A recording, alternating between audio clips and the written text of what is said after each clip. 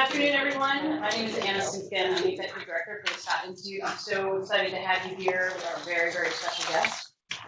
Before we talk a little bit about Project Drawdown, I wanted to make you all aware of a few things. So the first is we actually are being joined today by several of our colleagues in Africa. So I just wanted to let you know we are being recorded. So do make sure that you turn your phones off, etc., so that we don't have any background noise for this guys. So that you can turn off and in. I believe there's some folks that are dialing in from other places as well because we are live streaming. But a special welcome to our friends in Africa. There are a few events that are coming up. In a couple of weeks, I'm going to tell you about 3 upcoming events really quickly. So on May 20th, NG's Chief Science and Technology Officer, Michael Weber, who's also associated with the University of Texas in Austin, will be speaking. And the first 50 students will get a copy of his upcoming book that's called Power Trip, The Story of Energy. So if you haven't registered yet, please do that. And that is on May the 20th. That will not be in this room, so do make sure that you check the listing, which will tell you which room, but it is not in our usual room. On May 23rd, we will have a briefing on fuel cells that will be happening in Washington, D.C. So for those of you who are listening in on the live stream, or any of you who might be traveling to Washington, D.C., we will be doing a congressional briefing on the fuel cell work that we've been doing in association with the Sloan Foundation. And Costas Samaras, one of our faculty, will be joining us for that endeavor in D.C. And finally, on June the 19th, Denise Brinley, she's the new executive director of a newly formed office within the Pennsylvania Governor's Energy Office, will be speaking in this room. And so she's going to be talking about some planning that's happening at a state level from an energy perspective. That one will be in this room on June 19th. So I know it's summer. Some of you that might be students might be thinking about other things, but we definitely want to make sure that you all are aware of those upcoming activities. So without further ado, I want to make sure that we get right to our special guest today. So Dr. Jonathan Foley is a world-renowned environmental scientist, sustainability expert, author, and public speaker. His work is focused on understanding our changing planet and finding new solutions to sustain the climate, ecosystems, and natural resources we all depend on. Foley's background includes groundbreaking research and insights which have led him to become a trusted advisor to governments, foundations, NGOs, and business leaders around the world. He's currently based in San Francisco and serves as the executive director for Project Drawdown. He's published over 130 peer-reviewed scientific articles, included many highly cited works in Science, Nature, and the proceedings for the National Academy of Sciences. In 2014, Thomson Reuters named him a highly cited researcher in ecology and environmental science, placing him among the top 1% most cited global scientists. Before joining Project Drawdown, Foley led a number of world-leading environmental science and sustainability organizations. After launching environmental programs and holding esteemed professorships at both the University of Wisconsin and the University of Minnesota, he served as the executive director of the California Academy of Sciences. So without further ado, I'd like to welcome Dr. Foley to the stage.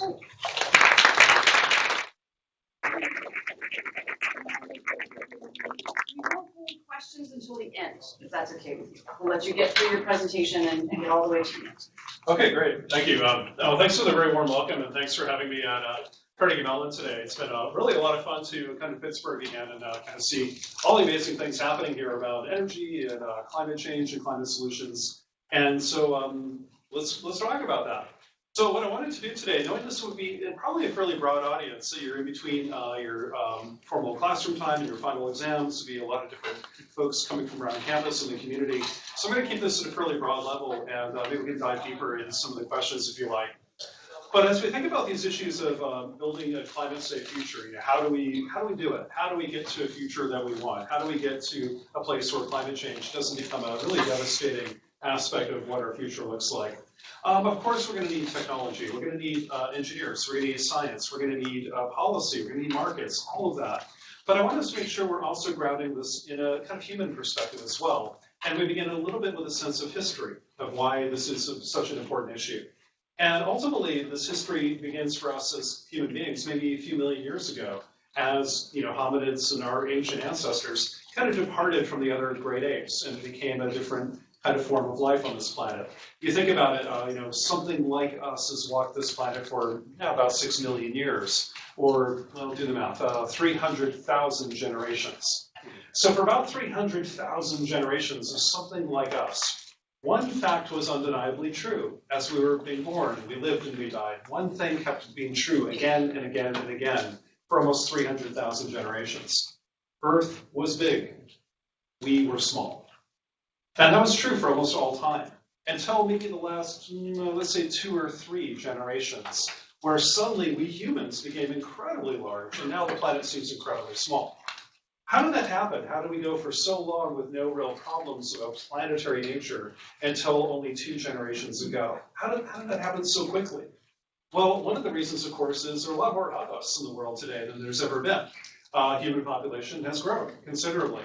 For most of human existence, we're under 100 million individuals. We only reached the first billion here in the late 18th century. We reached 2 billion in the early 20th century, then skyrocketed to over 7 billion. We're now over 7.5 today. And we just saw the most explosive growth in human numbers in all of history. We're headed to increase population a little further. The good news is, despite UN projections, probably not going to be hitting 10 billion or 11. At least the demographers I talk to say, maybe less than 9 now, as behaviors are changing around the world. But we still, nonetheless, have quite a bit of population growth to go, and that will happen over the next few decades. So there are more of us. But more importantly than the number of people, of course, is what we do as individuals, what we do as a society around the world. So this picture, for example, shows kind of the power and the technology and the ability to shape the world that we have as individuals. So this shows the outline of basically the world at night taken from cameras in space. These are satellite images showing the Earth at night. And I don't need to put boundaries and names in this map for you to recognize, here's India, for example, and there's Indonesia, there's Java, there's Taiwan, there's Japan, there's South Korea, there's not North Korea. Well, yeah, that's Kim's house right here. One with the light on, I guess. Well, I mean, it's astonishing to see differences in economic activity from space. It's incredible. So we humans have, actually you can see our activities from orbit now, which is kind of incredible. So we have more people doing more things with more power than ever before. And a lot of this happened very suddenly. So if you just think about the kind of pressures we've been putting on our planet over the last few decades, some extraordinary things have happened. In just 50 years, for example, the world population more than doubled. That's kind of extraordinary. The economy grew even more, about 8.5-fold, adjusted for inflation, by the way. So we've got twice as many people doing over 8 times more stuff on the planet than we did just 50 years ago. Food consumption tripled, water use roughly doubled, and the use of fossil fuel energy more than tripled in just 50 years. Now think about that. In 50 years, that's like nothing, right? I mean, that's not very long. And when we think about that, more happened in that 50 years, not only than any other period in history, more happened in the last 50 years than any, the entire sum of human history combined in just 50 years. So that's really kind of incredible. And whether we like it or not, we live in an inflection point in human history. Everything's changing. Even the way we're changing is changing right now due to this incredible confluence of population, technology, and the economy all at one time. So that's an extraordinary moment to be alive. And I wouldn't be doing my job as an environmental scientist to not give you some bad news. That's kind of what we do, right? We come to rooms like you and bum you out very badly for a while. We don't get invited to parties very much, as you might imagine. But we are, nonetheless, obviously degrading the environment now at a planetary scale. Environmental issues have always been with us, one form or another, throughout the millennia. As we use resources, as we cause pollution, as we kind of degrade the local environment around us. But today we're degrading an entire planet in very significant ways.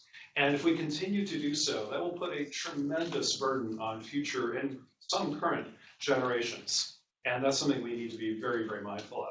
So what are we doing, for example? It's not just climate change. Climate change is one aspect of a global environmental crisis. We are changing a planet's worth of land, for example. This is a rainforest photographed from satellite in 1975. This is in the Bolivian Amazon. There's a first dirt road built through that jungle, and one farmer is caught in the satellite image in 1975. Let's go back to the same place in 2003, still quite a long time ago. And these are now all soybean plantations where the soy is being grown and sent to China. As China was becoming wealthier in the early 2000s and continuing to do so today, meat consumption increased, especially pork. And pigs got to eat, and they eat soybeans. So now a global shipment of soybeans is happening from here, Bolivia, from Argentina, from Brazil, from the United States, until these tariff issues came up. So we're seeing an enormous change in global agriculture because of an economic development halfway across the world. But it's clearing rainforest here in the Amazon. So this is incredible. In fact, we look at agriculture alone across the land of our world. We see we're using up an enormous amount of land on this planet just for growing food.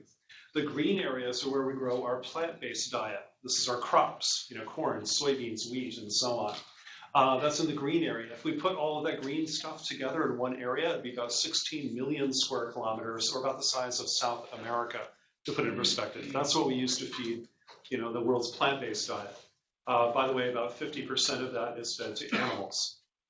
The brown areas are where we grow the animals in addition to that. So this is the grazing and rangeland areas of the world.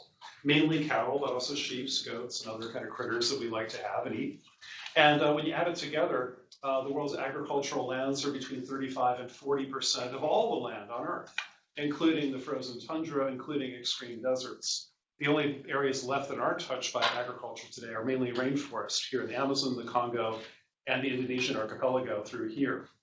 So it's roughly 37%, we'll call it. 37% of all the land there has ever been and there will be is used to grow food.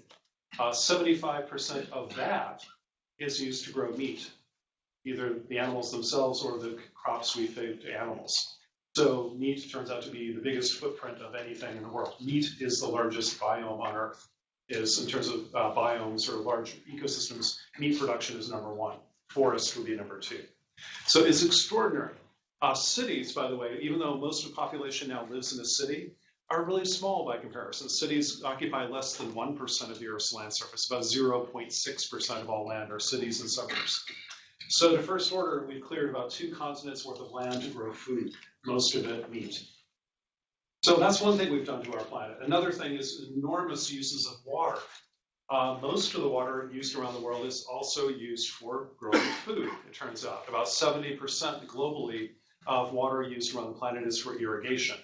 20% roughly for industry. About 10% is used in cities and homes. We've massively distorted the world's water cycle already before climate change begins to rear its big ugly head, and seeing huge changes in water resources around the world because we've diverted water supplies to do things like irrigating deserts. That previous picture I showed you is looking at outside an airplane window, flying into Phoenix, seeing iceberg lettuce grown in the deserts of Arizona, using the Colorado River, which no longer flows to the ocean, to do so. But Americans aren't the only people who've done things like this. This is in the former Soviet Union. This is Kazakhstan and Uzbekistan here. And you see the Aral Sea, an inland sea that is surrounded by desert. And the only way it exists is because 2 rivers used to pour into this basin, one right here and another one right about there. Those 2 deserts are actually draining snowmelt from way over here by China, where the snow falls, it melts, comes down the rivers, and falls into this basin. The Soviets, though, diverted those rivers in the 60s and 70s, completing the projects mainly in the 70s, and used that water to irrigate the Kazakh desert to grow cotton, of all things, in the middle of the Kazakh desert. This is the result. You turn off the water supply to the Aral Sea, this is what happened. Globes, built before the 1970s still show an Aral Sea on this planet. There isn't one anymore. There are a couple of puddles left. This is not a small lake. This is a couple 100 miles across. We've literally removed one of Earth's major geographic features. And I bet a lot of people sort of didn't even know it happened. It's extraordinary. We did it mainly to grow some cotton. Really, And this is also having a huge environmental disaster for the region. Weather patterns and climate of the region is fundamentally different. Of course, the fishing fleets and all the coastal communities are just totally devastated. This region also has had some of the, at least anecdotally, some of the highest cancer rates seen on Earth, it appears. And mostly because we don't know what was at the bottom of the Aral Sea. Soviets were dumping things. They didn't have an EPA or a Sierra Club. They had no federal environmental protections. Well, neither will we soon, it turns out. But, so this is what happened, and this stuff is getting airborne today. So this is a real problem. So my point here is that we're not just doing things to the climate system, we're changing our land, we're changing waters on a planetary scale now. That water resources are collapsing in every continent already before climate change becomes a more serious issue, mainly because of our overuse of water supplies that are really just taxed to the limit. Now we're making the weather patterns even more unpredictable. So that's kind of the problem. So we're changing a planet's worth of land and a planet's worth of water. I show those because those are visible manifestations of our presence on this planet. But we're also changing the atmosphere on a global scale. And the problem with that is we can't even show it to you.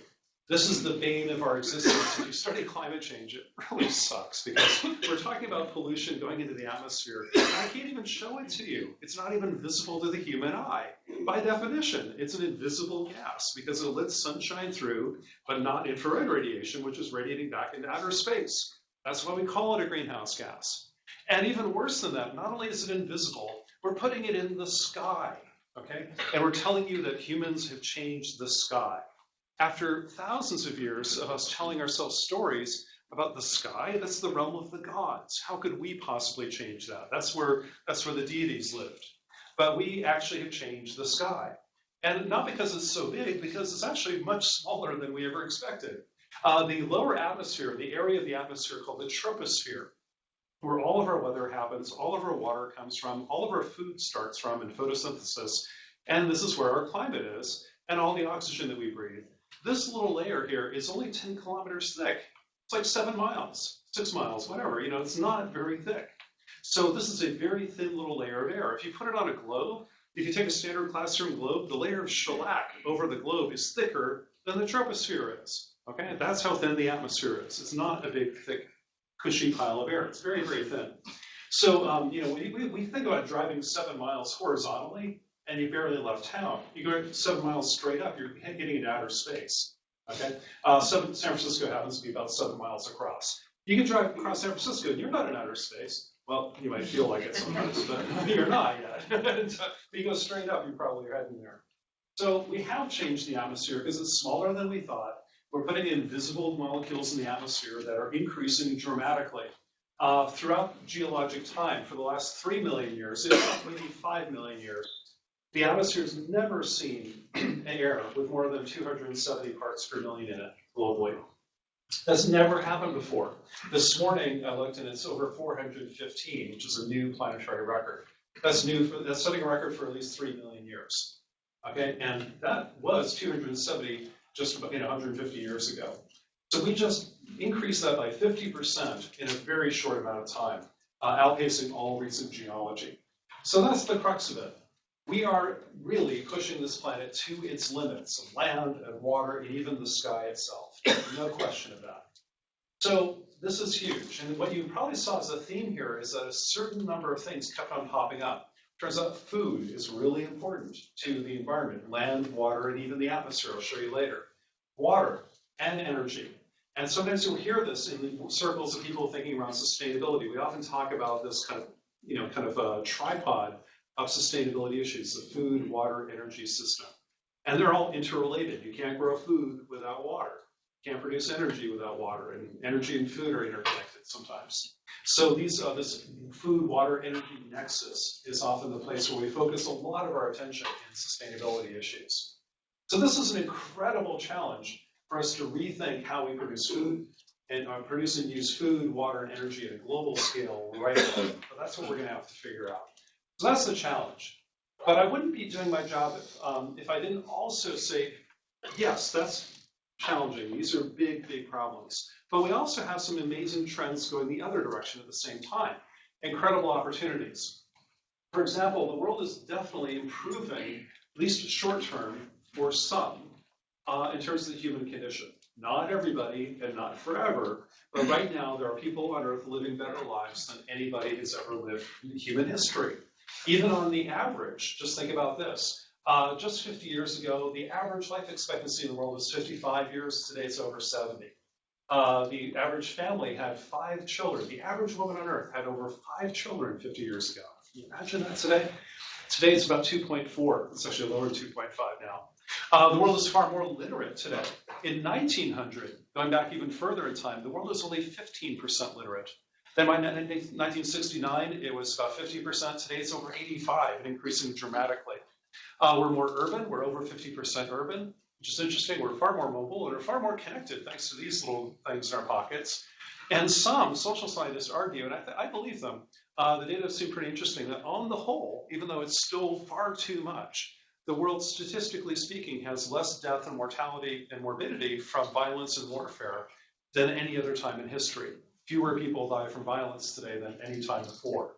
Still too many, of course. But the point here is that even though we have these incredible challenges, we also have some amazing good things happening. We're living longer, healthier lives in what seems to be a safer, better educated, and more connected world than anybody before us. So when I think about this time in history, it's a really very interesting time to be alive, because you could say, is it a planetary crisis? Is this, is this a terrible Mad Max movie about to happen? Or is it a moment of incredible opportunity where we learn enough and we come together enough and we advance our technologies to do something amazing? Is it a Star Trek movie, So which one is it? I get asked that all the time, and my answer to that always is, well, which one do you want? Because you can decide that. This is not taken out of your hands yet. Both of those worlds are entirely possible. Maybe it'll be some mixture of the two. But you and I and all of us get to decide that future. It is not written yet. And the next few years will be crucial in the unfolding history of the next few decades to millennia. So this is an important time to be around, and deciding what kind of future do you want and going out and building it. So let's talk about that. How do we build a better future? I mentioned this morning at a group of business leaders this morning too, about this new approach that we're talking about in terms of building a better civilization. How do we meet our needs, our aspirations of our time, without destroying the planet so that future generations have an incredible burden? How do we do that? How do we meet our needs without compromising the needs of people that come after us? Well, there's this word. We call it sustainability. I mentioned this morning a little joke I say sometimes, like, I work on sustainability. I've created whole institutes with the word sustainability in it. I use this word all the time. Secretly, I hate this word. This word sucks, okay? I mean, think of it. We had to make it up. Scientists and, academics made up this word, right? It's not a proper English word. And think about it. We didn't even have a word in the origins of the English language that meant, how do you run a civilization without destroying it? It never even occurred to anybody. It's not in French either or German. It's in no Western language. Is there a word for how to build an enduring civilization? Some other languages in the world do have words for this, but Western languages don't. That probably tells you something. Okay. But also sustainability. What a lousy word, right? I mean, how boring is this? If I want to ask you, hey, how's your relationship? You're like, well, it's sustainable. Like, oh, wow, I'm really sorry about that. Geez, that kind of sucks. There are counselors for this. You can get help, really. So, that's not very good. I'd rather use something like the word thrive, or how do we make, a thriving world that endures? Can we come up with a better word? I know a lot of you are probably engineers and scientists, but we need marketing people too, folks. We really do. So let's be friendly to our humanities friends and come up with better language for this stuff. But whatever journey we're on, sustainability or thriving or whatever, climate change will be one of several defining issues for the 21st century. In fact, the whole third millennium. What we do now will shape the future of our planet for a long time. So we have to make this a priority. How will we address it? So climate change, what's the big issue here? Well, this is the issue. I mentioned this kind of verbally before. Here we are. This is you. We're at 415 parts per million. This is beyond anything in recent geologic history. This is just the last 500,000 years. That chart goes out about 3 or 4 million years. Stays about the same. So we've just, in this hockey stick, boom, we just suddenly went up outside anything in the norm. Well, what are we going to do? We want that to continue to be a problem where this increase in greenhouse gases traps more heat in the atmosphere. You've all seen this algorithm before. I don't have to show you this too much. But the idea here is, solar radiation can go through that layer of gas, warm up the Earth warms up and radiates using, the old Stefan Boltzmann equation from your physics classes, you remember this, radiates in the infrared wavelengths back into the outer space of the universe. But in those wavelengths, the atmosphere is not transparent, it's opaque. And so some of that radiation is absorbed in the atmosphere and re-radiated back down to Earth and causes the greenhouse effect. Perfectly natural. In fact, this makes this planet habitable, that we have a greenhouse effect on it. This is good. The problem is we primates and we humans have made this atmosphere a little bit thicker in the infrared. We've added all this gunky pollution in here, and so that radiates more heat back into the surface, warming the planet. This is basic physics, Physics 101. We knew about this in the 1830s, folks. Joseph Fourier, the French mathematician, you know Fourier analysis, this kind of stuff, right? Yeah. That same guy, he wrote about the greenhouse effect in the 1830s, okay? Arrhenius in the 1870s. Joseph Chamberlain, University of Chicago, University of Wisconsin in the 1880s. Arrhenius did a calculation that's eerily accurate, asking, what if we doubled the amount of CO2 in the atmosphere? How much warmer would it get? He did this with paper and pencil. We do it with supercomputers, and we get the same number, okay? We've known about this for a long, long time. If you don't believe in climate change, or you run into an uncle who says, I don't believe in climate change, he has to give up his cell phone to you right away, because nothing that works with the laws of physics should be his, period. Okay? That's stupid. I mean, this is just conservation of energy. Now, the question about climate change is not, is it real? It's like, what do we do about it? That's the debate worth having, but is it real? You might as well be debating gravity at that point, okay? So this is real. You all know the science here. And the world is, in fact, getting warmer. This is the average temperature of the Earth. The 10 warmest years on this planet in the last 5 million have happened in the last 12 years. The odds of that being a statistical fluke are basically zero. So it's warmer. It obeys the laws of physics. We've known this for 200 years, and now it's happening. Okay? So I hope I don't need to convince you about that. That's the problem. That's not interesting anymore. The interesting part is, what do we do about it? What are the solutions to climate change? Well, that's where we come in. This is this project I run now. I used to be a university professor, then I ran a museum. Now I run this nonprofit. This is a science-based nonprofit, a bunch of researchers and communication folks called Project Drawdown. Why do we call it Drawdown? What the heck does that word mean? Well, the idea is right now, pollution levels in the atmosphere, CO2 and other greenhouse gases are going up. What if something bad's happening to you? Your blood pressure is going up, or your weight's going up beyond what you want it to be, or whatever. Something bad is increasing. What do you want? You want it to increase more? No, you want it to stop and reverse. You want your blood pressure to go down. You want to lose the weight gain. So we want to not increase, we want to decrease this. And the moment we do that in the atmosphere from going up with greenhouse gases to going back down again, we call that moment of inflection drawdown, the point at which greenhouse gases start to decline again. So that's not just stopping climate change, by the way. We're talking about reversing it in the long, long term. Okay, so it's a very ambitious goal, the point at which we begin to restore the atmosphere and our climate system back to its geologic normal condition. So that's what we call drawdown, and that's what we're trying to work on. So before we get into this, I knew a bunch of scientists and engineers in the audience and stuff like that, and I used to be a professor, so I'm going to give you a little tiny lesson on, if you're going to talk about climate solutions, one of the most important issues in our civilization, affecting trillions of dollars and billions of people, maybe we should actually learn about it and figure out some of the science behind it. So I talked about the greenhouse effect itself, but when you talk about climate change, a lot of people say it's caused by energy use and fossil fuels. Like, well, yeah, partly, not entirely. This is an important point. About 62% of the warming in our atmosphere today comes from CO2 emitted by burning fossil fuels. There are other things that emit CO2 as well as burning coal, oil, and gas. What would those be? Well, burning fossil carbon produces CO2. Burning live carbon produces CO2 as well.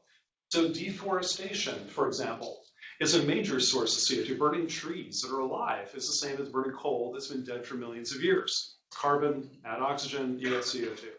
Also plowing up soils that have a lot of organic matter in the soils and oxidizing it, exposing it to the atmosphere, doing kind of really bad forms of agriculture also leads to a lot of emissions of carbon dioxide.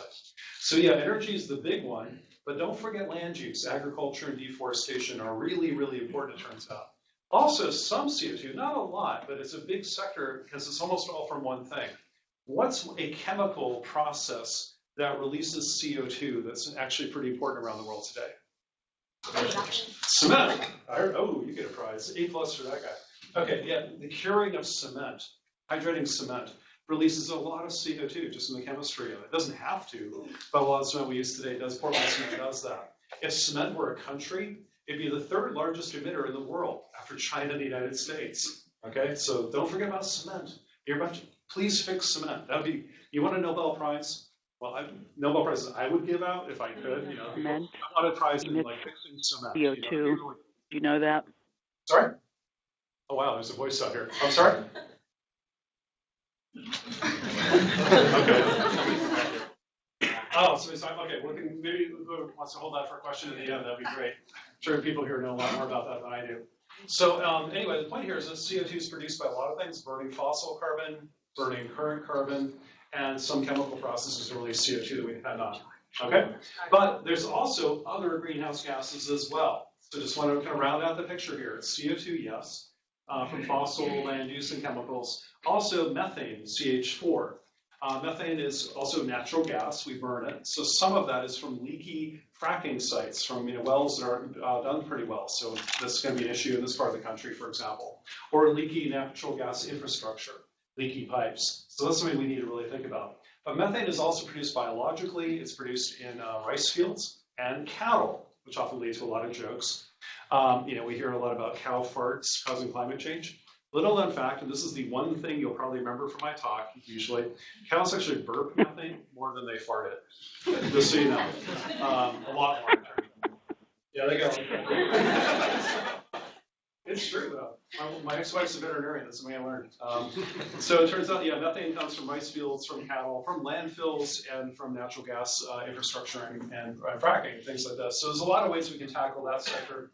Then there's another gas called nitrous oxide that turns out to trap a lot of atmospheric heat. That's an important greenhouse gas as well, and is produced mainly by overusing fertilizers.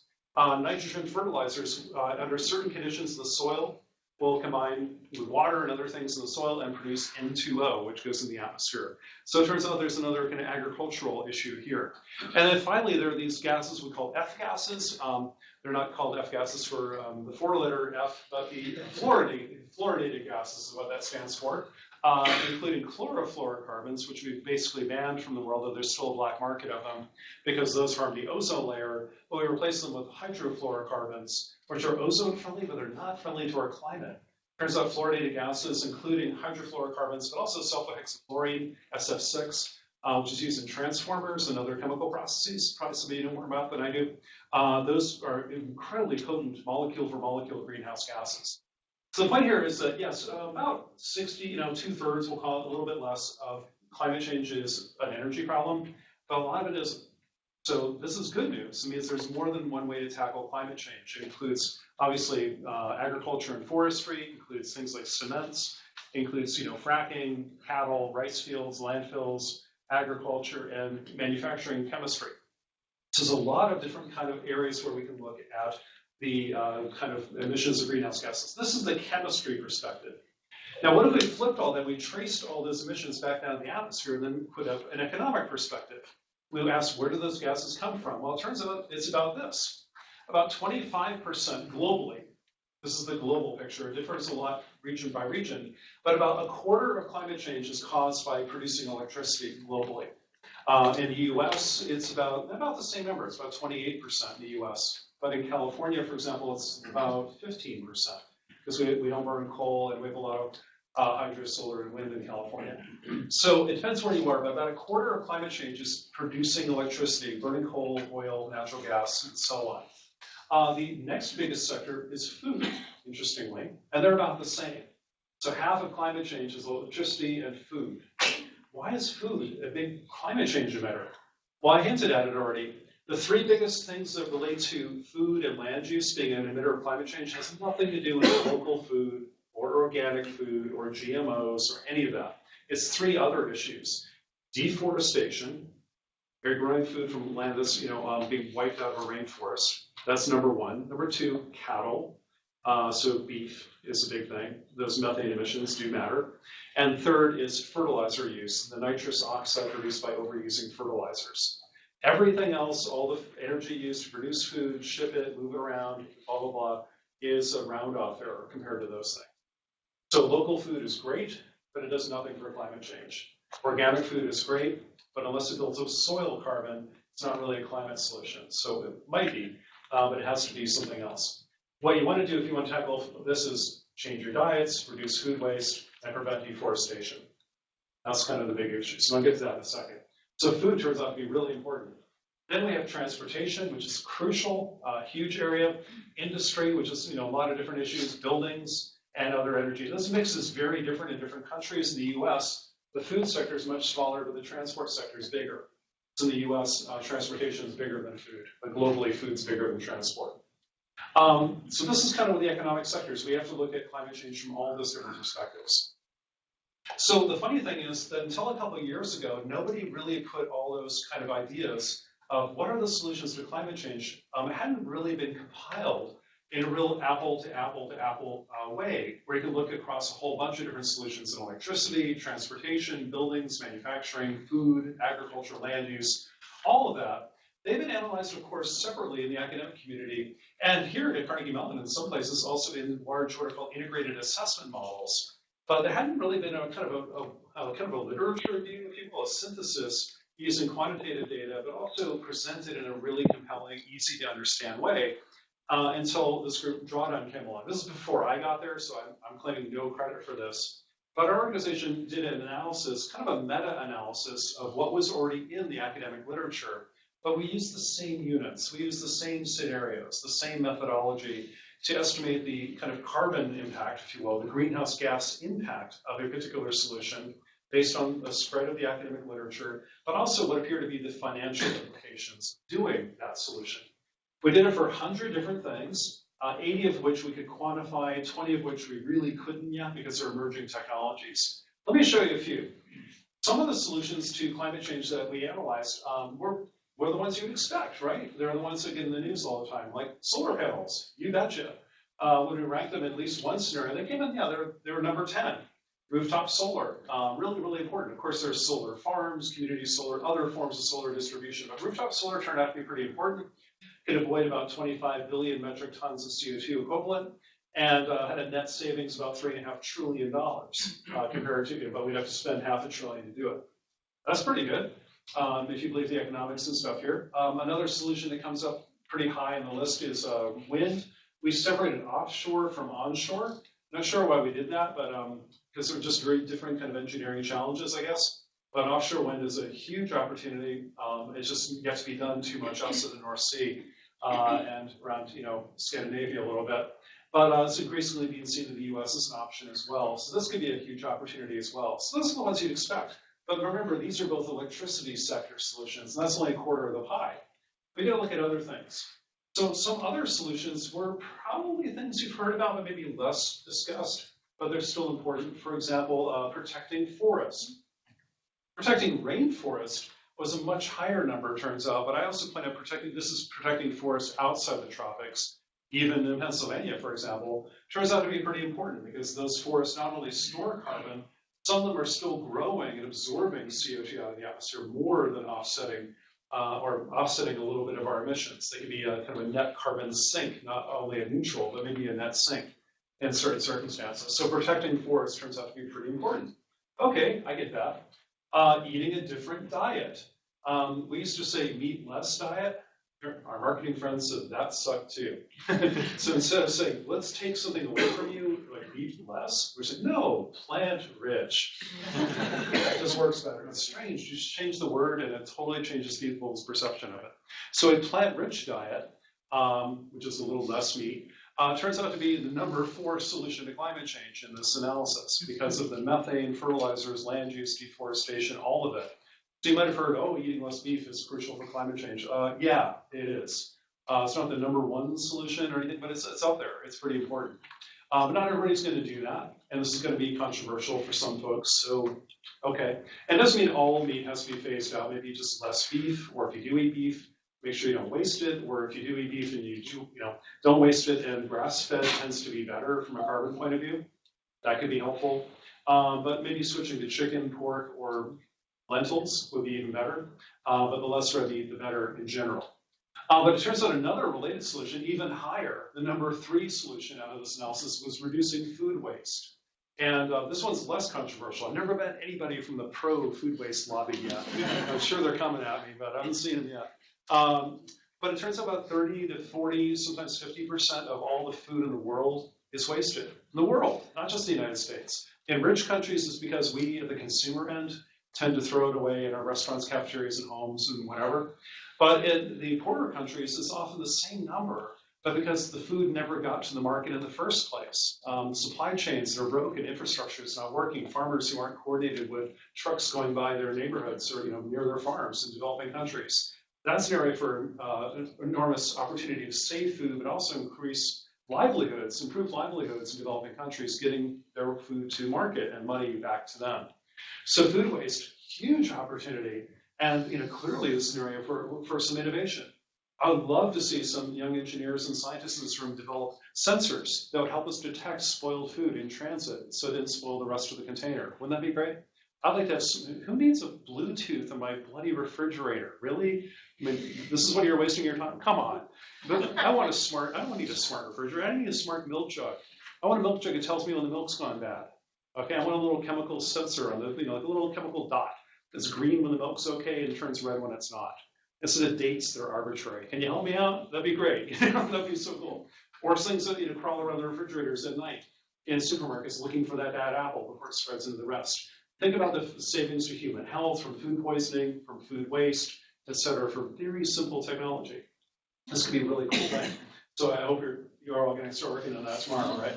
Okay, so that's pretty cool. So it turns out ag and food and forestry solutions are important too, but then some solutions were a total surprise. Some surprised me. I've been thinking about this stuff for a long time. For example, the number 1 solution in our whole analysis, turns out, at least in one scenario, was refrigeration. What?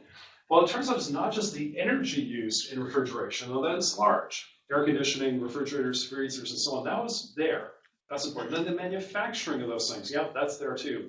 But by far the biggest part of the refrigeration footprint is the chemicals used as refrigerants themselves.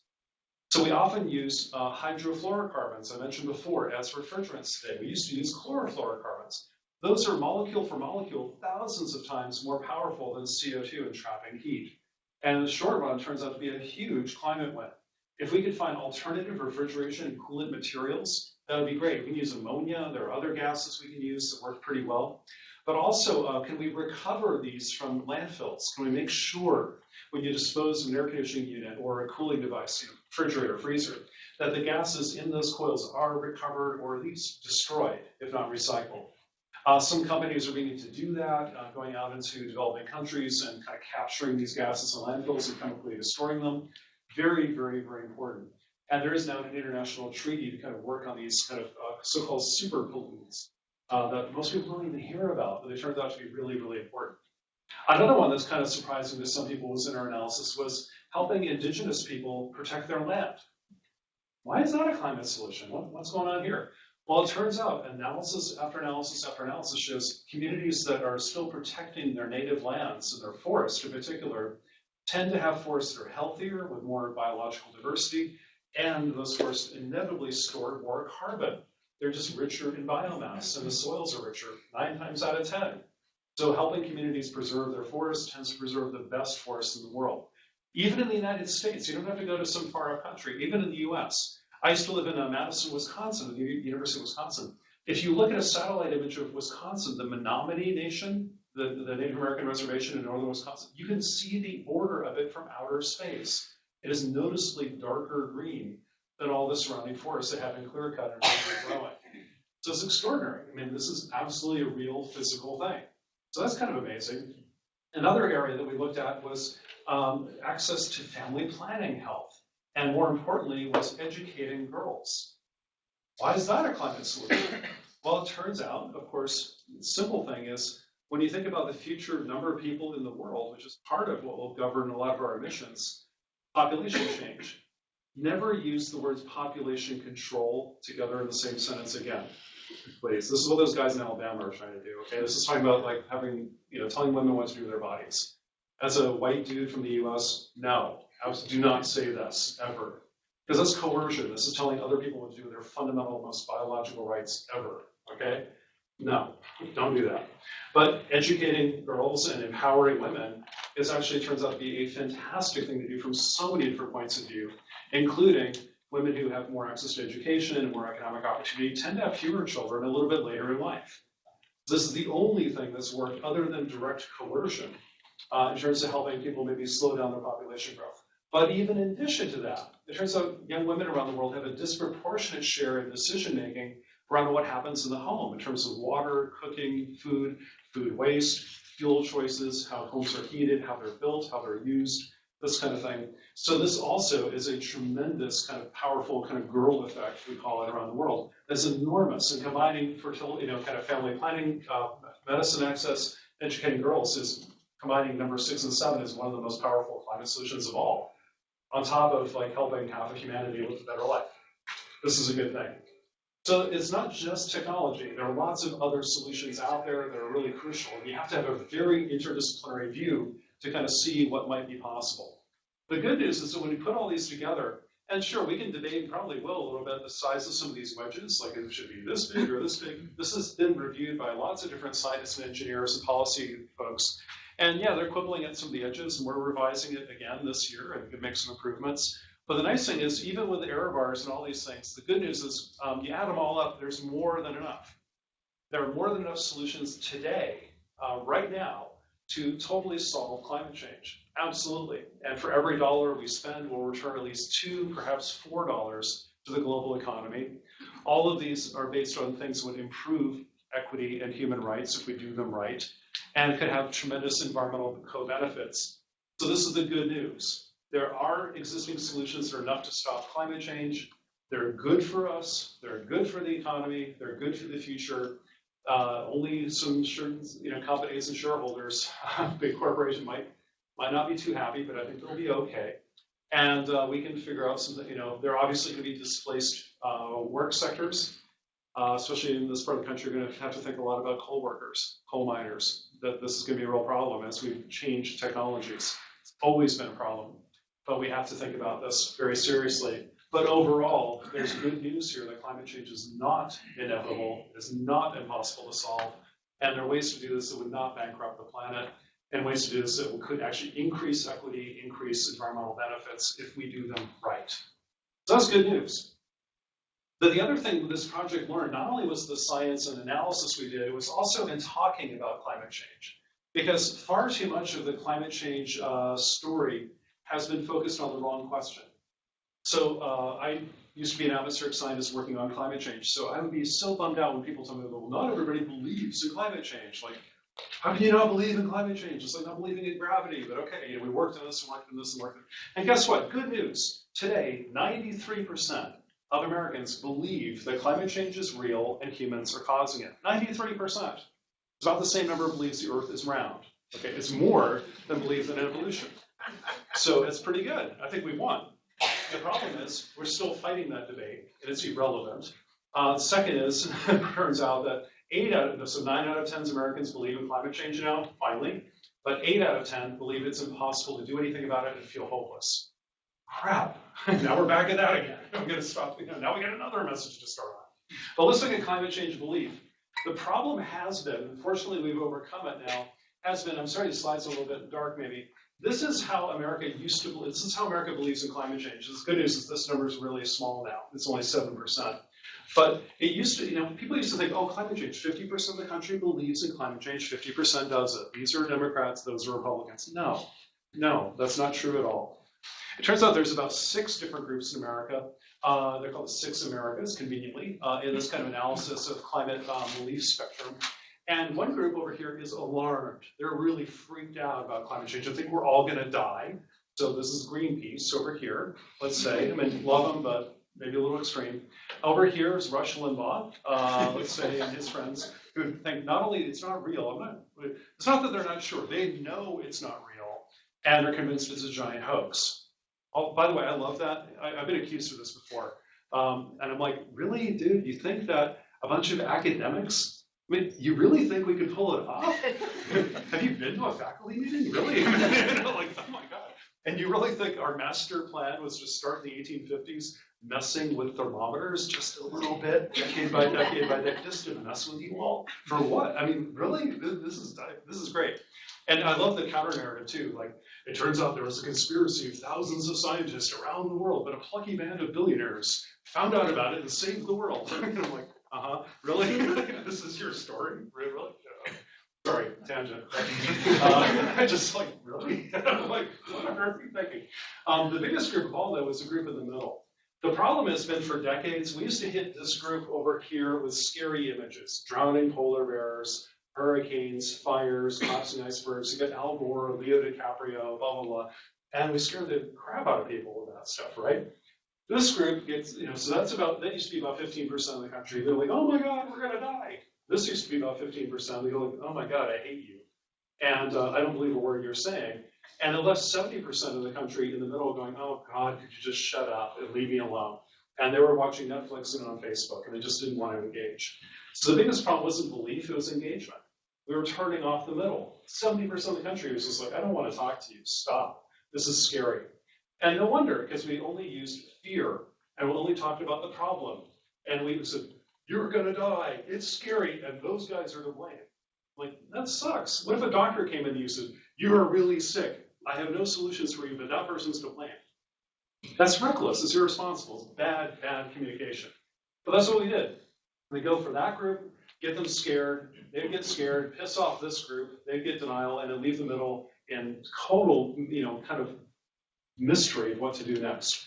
So what we found in Drawdown is if we start not using fear, instead use hope as a messaging kind of framework. Let's talk about opportunity. Let's talk about possibility. We're not blind optimism. Everything will be fine. It's all going to be rosy. But at least hope that maybe we'll be.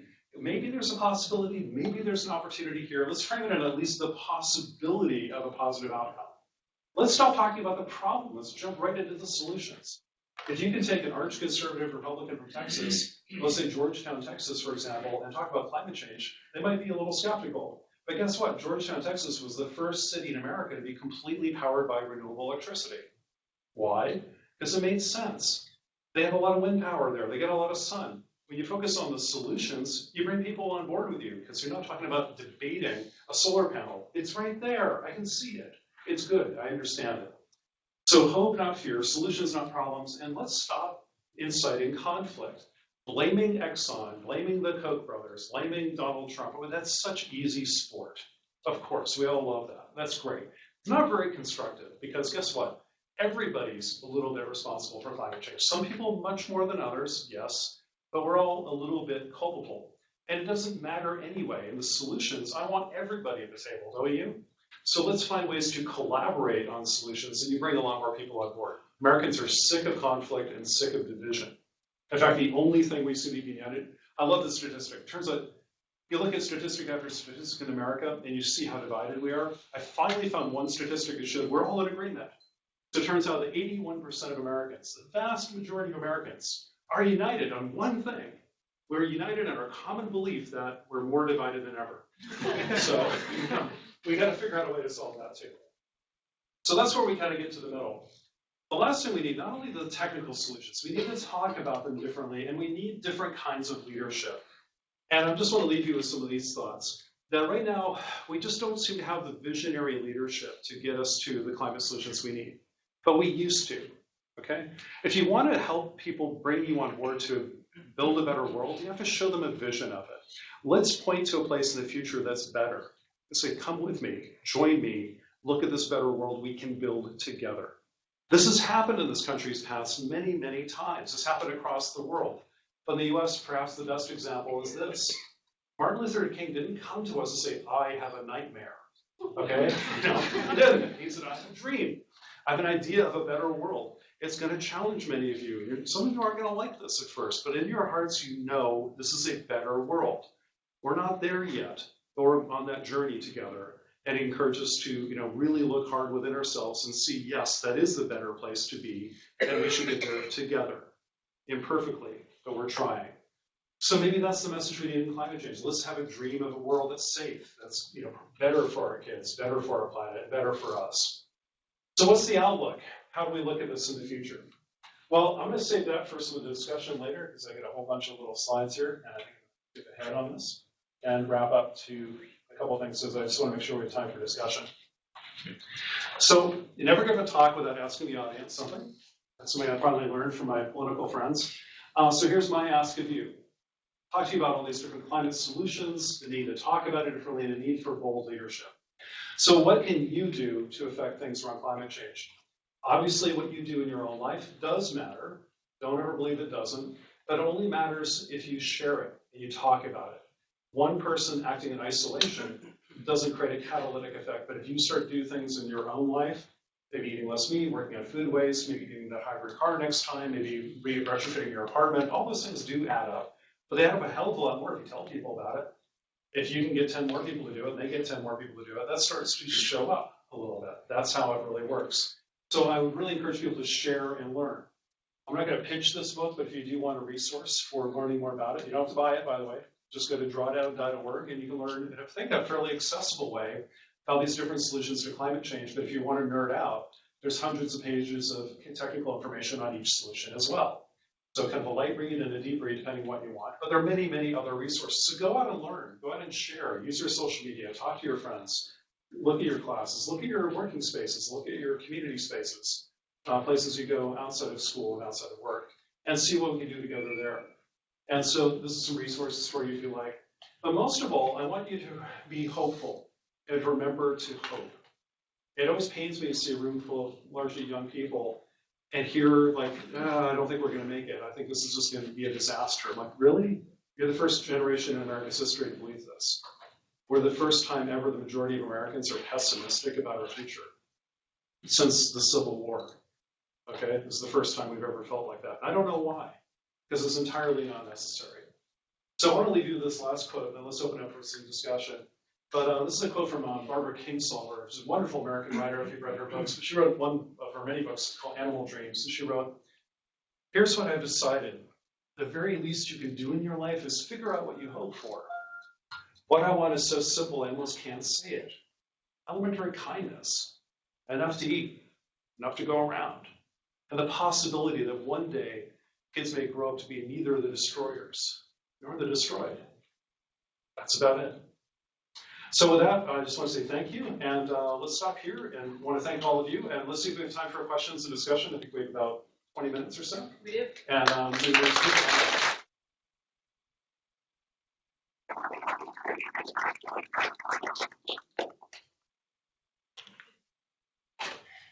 Does anybody have a question?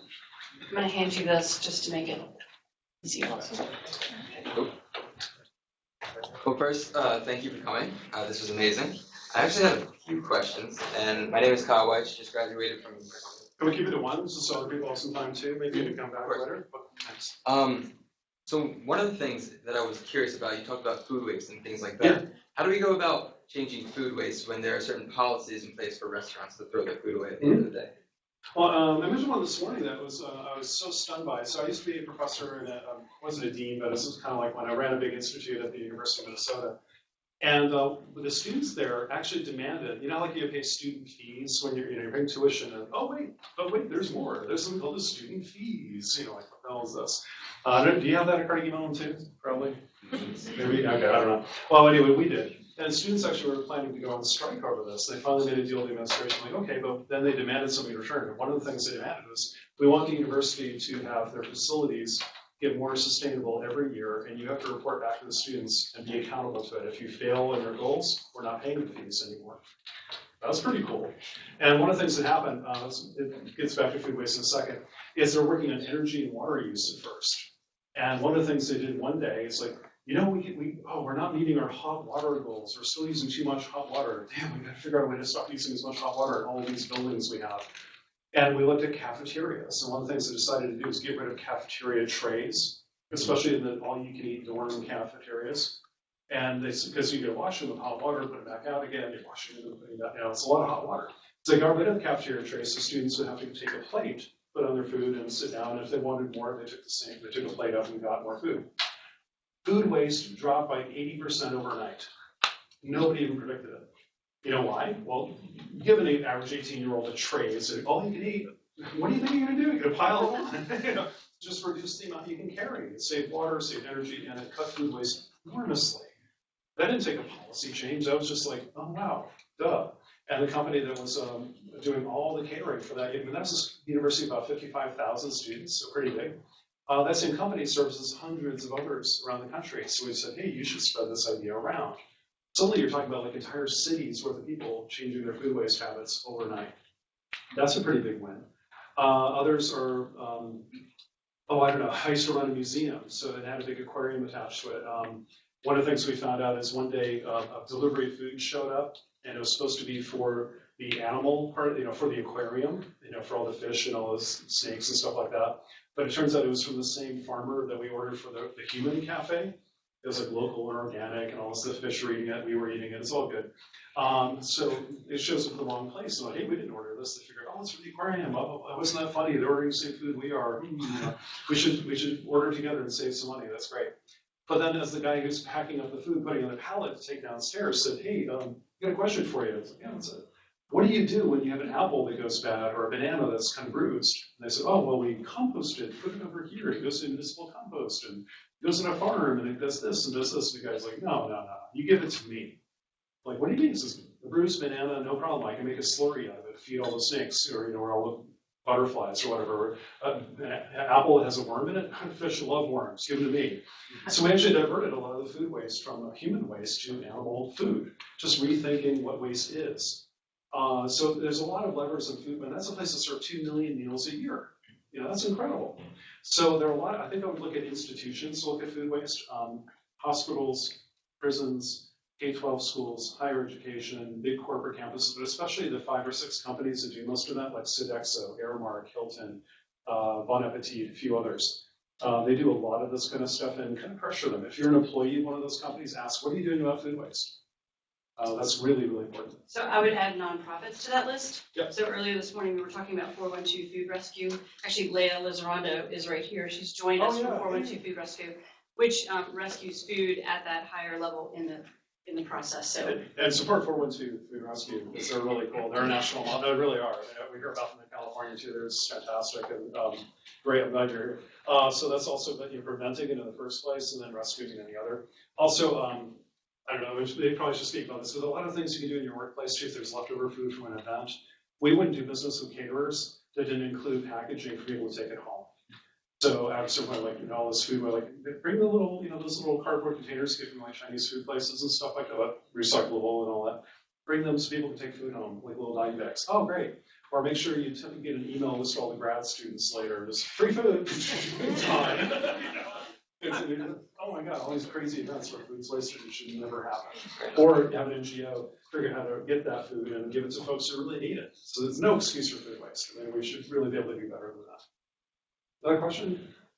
Jonathan, hi, over here. Oh, hey. Thanks so much for a really informative presentation. My name's Stuart Candy. I'm an associate professor in the School of Design here at CMU. Oh, cool. And I was especially struck by the part of your presentation sort of towards the end about the communicative tactics that are really required to mobilize that suite of solutions that you laid out. Yeah. One of the things that we do here at the School of Design is use a kind of family of approaches we call experiential futures. Yeah. So designing and staging experiences that you can immerse in and spend time in that are intended to feel as though they're happening 10 or 20 or 30 years from now. And about 3 weeks ago here on campus, we did that with 4 different rooms, and in each room there was a different version of the year 2050 that we'd spend 15 minutes in. Without going into the details, I thought that might be of interest to you, but the question I had for you is sort of, as someone kind of a key node in this network of activity, I'm curious to know whether you're aware of other kinds of activity like that, trying to bring futures to life today so that people can have an experience of them instead of, relying exclusively on elaborate thought experiments. Yeah, exactly. Oh, that's so cool. I love that.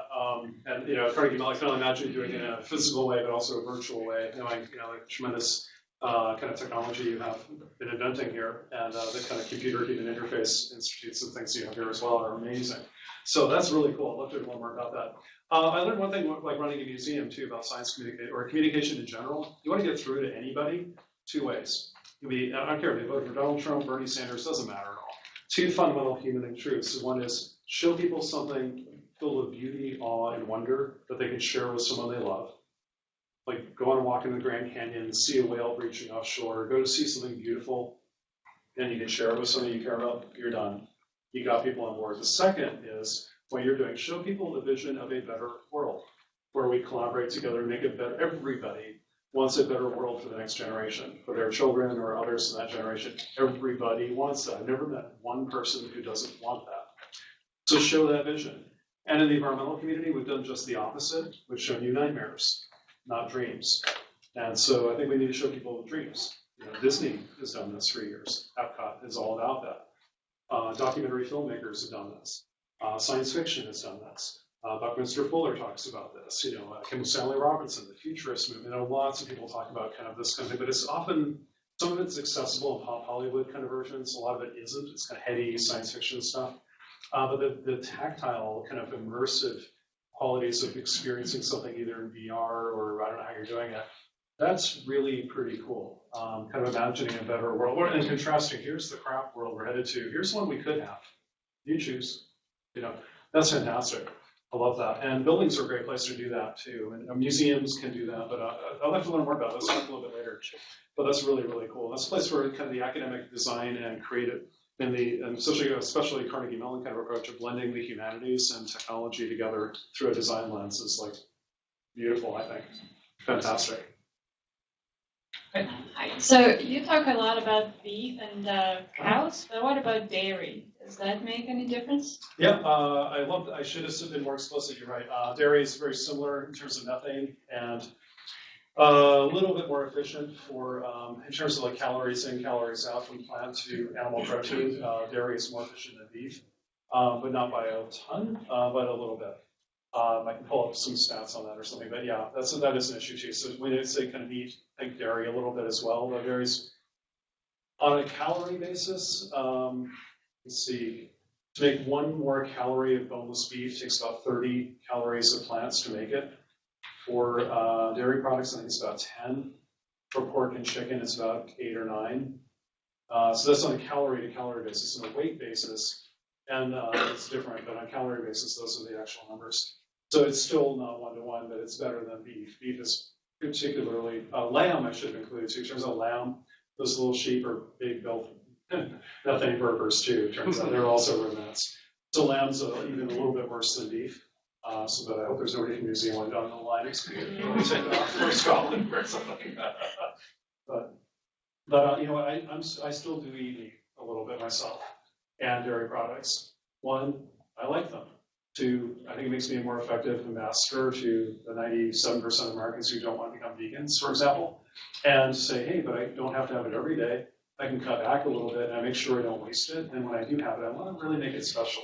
It's like kind of a real occasion to have. That's kind of how our parents and grandparents lived. So, you know, eating beef every day, like we weren't evolved to do that. That's not a good food system. But a little bit once in a while, if we do it carefully, maybe.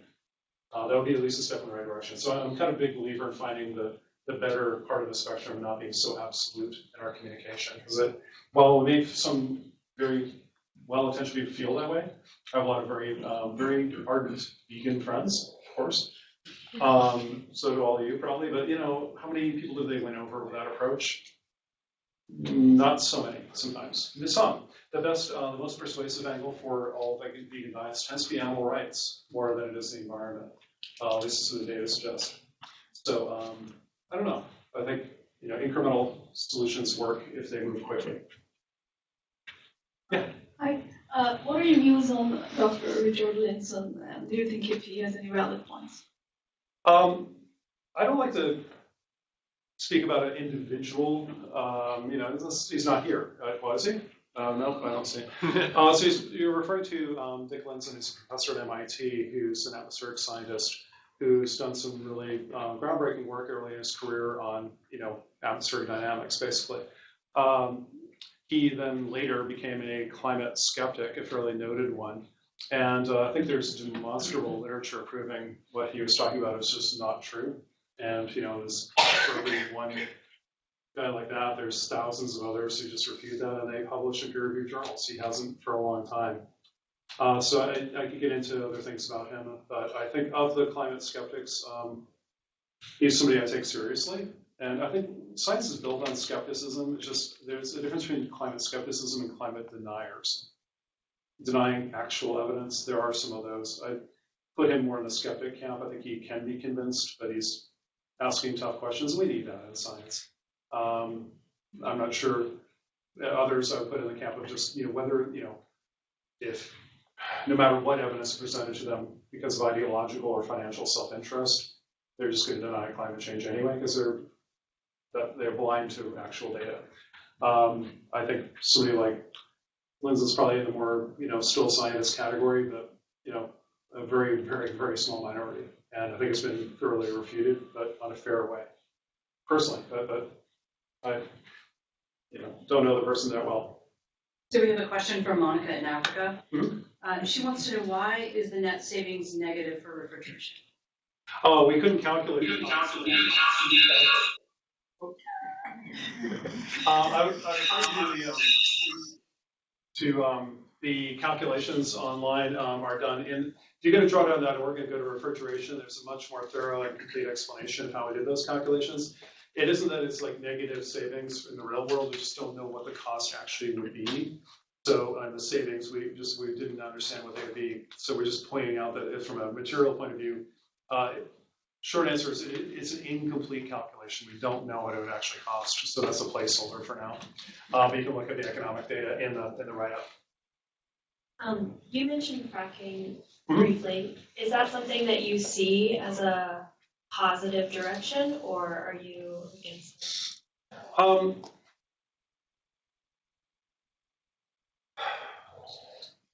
What I think doesn't matter. It's going to happen anyway.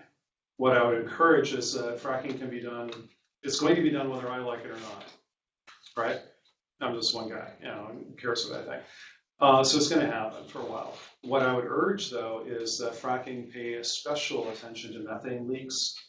If we leak natural gas out into the atmosphere, it's a tremendous impact on climate change almost immediately.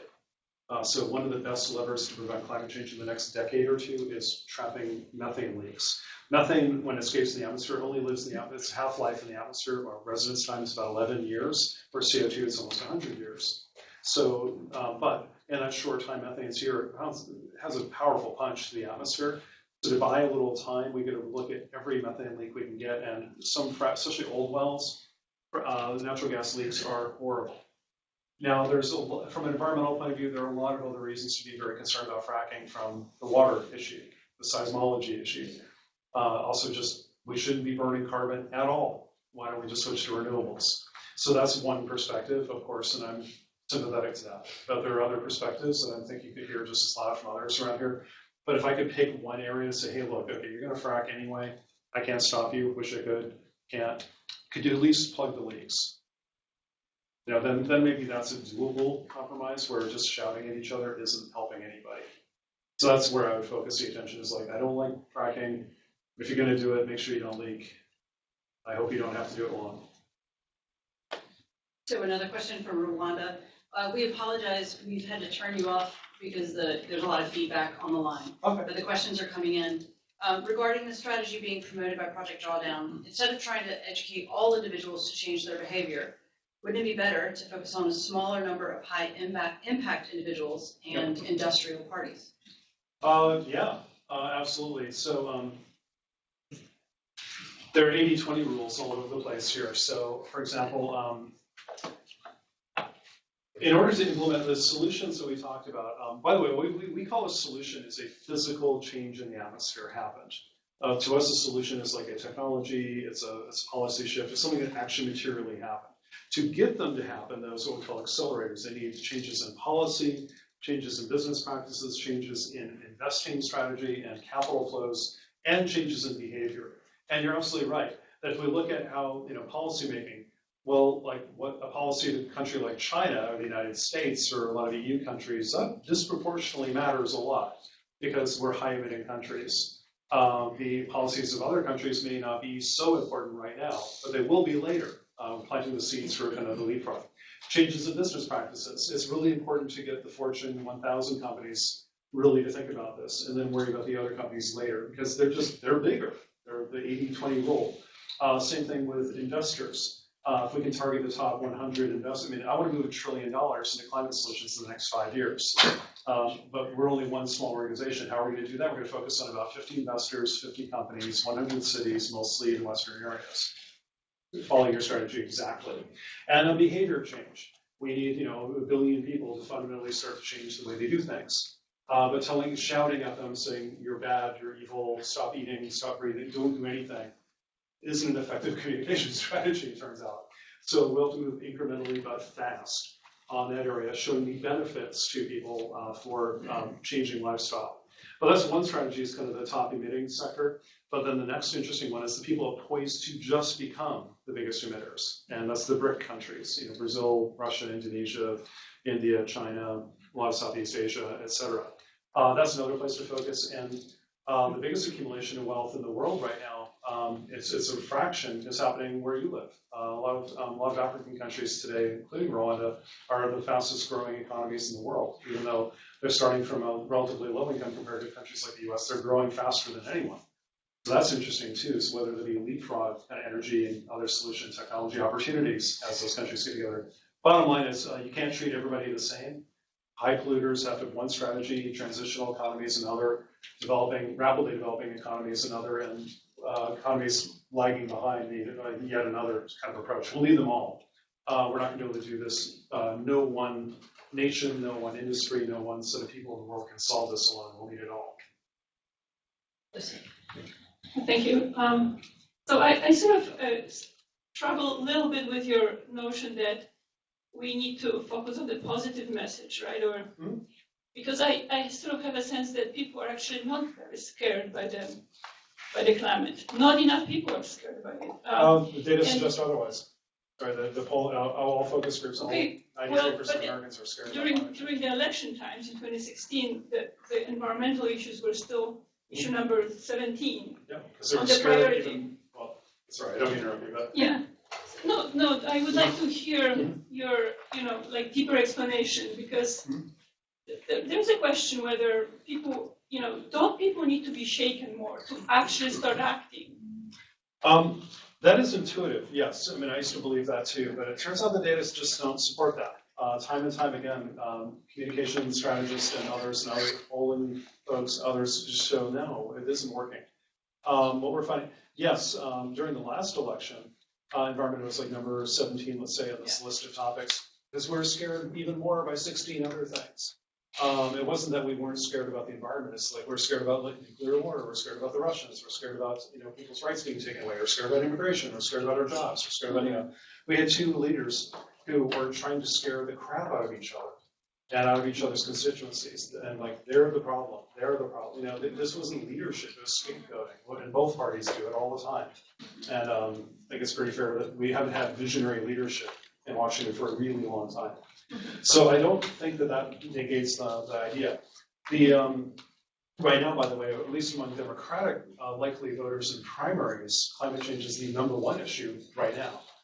I think next week it'll be reproductive rights. Because of the look of the world. I mean, we have another thing to be scared about all the time. But my point is that, yes, you get people's attention by scaring them. You do not give them agency. And it's simple neuroscience. When you're scared, the amygdala in your brain fires off, and that generates a fight or flight reaction. It's great when they're living on the savannas and a lion's coming at us. Not so good if you're trying to solve one of the most massive technologically, politically, and economically challenging issues of human existence. So it's not a rational part of the brain. And it's never worked. It does get attention. It doesn't promote agency or solutions. So if you want awareness, if you want agency and action, you got to move beyond it. And maybe it's where you start. You got to add a layer of that is scary, but now what are we going to do? Think of a doctor coming into the waiting room oh gosh, with an ashen face, oh my gosh, you have a serious illness. And if they just stop there, oh my God, you're going to die. I've got nothing else for you. That kind of sucks. But if you say, here's what we're going to do, then maybe you're scared and you have some agency, and then here's what you're going to do. Here's what I'm going to do. So I think it's incomplete. So we have one more question from the live stream, and we have two in the room, so we're going to do these rapid fire. Before we get to those though, I want to remind everyone, please pick up a plate around you and take it to the trash by the door. A special thank you also to Jenny Delaney, who, by the way, packages all of the food at the end of every session and leaves it for students in our kitchen. So the food does not go to waste. So the question I have is, how has the project seen research actually influence policy, and how do you keep track of what has worked? Rapid fire answer. We're measuring our impact by looking at who's reaching out to us and who we're engaging with. In the future, we're actually looking at switching the implementation. We're focusing on 3 areas right now. I'm not even worried about Washington, D.C. at all, because it's like, why waste our time? Nothing's going to happen. Anyway. So personally, that's my attitude. I want to focus rather on communities, cities, and states. Let's say, and this is in a U.S. context. I know this is a global audience, but it's also speaking to a U.S. context. We're focusing mostly on cities and states, corporations and investors and philanthropists right now, because they're ready to move. They want to do things. The federal level, I focus mostly on the Pentagon, actually, if anybody, on purchasing. They're the biggest purchasers on the planet. So that would be pretty interesting. So that's what we're tracking right now, is kind of engagement at that level. And so research there is, business leaders always pay attention to research. They don't have ideological lenses by which they filter out inconvenient data. Same thing with mayors. Mayors don't care about this. They have to solve a problem. And investors want return on investment, investor risk. So we're working with the most rational policy actors we can find who believe data.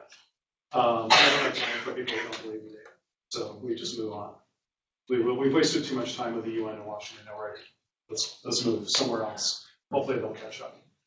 Yeah. On that note, if you could wish for one big policy change, what would it be? Oh God. And subsidies in fossil fuels. We subsidize fossil fuels more than anything else in human existence. If you account for all of them, they're pretty significant. Yes, we also subsidize solar and wind. You know what? To be fair, let's just get rid of all subsidies. You want a real marketplace? Let it be a real marketplace. Because it isn't. So I think the distortions to fossil fuel, and they're enormous. Same with nuclear, by the way. Nuclear is incredibly subsidized. Mostly on the risk side, no private sector insurance company would underwrite a nuclear power plant in this country at all, so we have to, as federal, as taxpayers, we underwrite nuclear power risk. No other energy sector enjoys that kind of subsidy. That's why nuclear is getting more expensive over time instead of less. So that's what I would probably focus on, the subsidies. On that, you might be able to do. Price on carbon would be the other obvious one. You already touched on this a little, but could you share your mental model for thinking about when we should use and where we should be using different kinds of levers, by which I mean like local versus national policy, or social or existing versus developing technology? Yeah, that's a really great question. That's an extremely good question, because I'll give you a couple examples. I've been thinking about that a lot lately, but a couple examples. Right now, solar, wind, and batteries are getting so cheap. Lithium-ion batteries have gotten about 1/3 cheaper in the last 12 months. Solar's on a price curve that's faster than Moore's Law ever saw. So, the market's going to take care of that. Let it go. Move on. So if you want primary R&D, do something else. Maybe new forms of energy storage, because we're going to need a lot of it. You have a lot of experts on energy storage. Move on to the next generation and make that cheap fast and deployable fast. That would be great. But wind and solar are going to take off all on their own. We don't need a philanthropy. We don't need a government. We don't need R&D. We're done. Go. Just put them in. Other things do need R&D. Where I'm worried, though, I think electricity is going to be the easiest sector to solve in places like the U.S., even though it's not easy, but it's going to be easier. Buildings, huge, just because of the time lag. When do you retrofit an old building? About every 20 years? To get a 20-year delay at best to getting it all done, that's a long time. Transportation. And it's not just technology. I mean, we're still buying SUVs and stuff. Why? We don't need them. Half the time we don't need them. So, can we do better there? But also the time lag. We buy a car today, it's 17 years if it goes to recycling in this country and probably around the world. So I think there's some things that have inherent timelines we need to get on really quickly, and that's behavioral change in the front end and technology change in the long term. There are also solutions that are like, stop doing stupid stuff. Half of climate change is stop being dumb, okay? I mean, really. Tearing down rainforest to grow a little bit more soybeans to ship to China. I'm like, what? We can do that on land we've already cleared. We don't need to tear down rainforests. Food waste, dumbest problem in the world. We can solve that. Energy inefficiency, buildings that just nobody's been monitoring or looking at, huge low-hanging fruit. So I think there are different levers at different times. So today, right now, I focus on electricity deployment R&D for buildings and transportation, scaling up dumb things that should just be behavioral change now, deforestation, food waste, dietary change, and then methane, because it's a short-lived potent greenhouse gas right now, plug the leaks. And that would get us halfway there. And we could do all of that. So. Thank you very much. Thank you.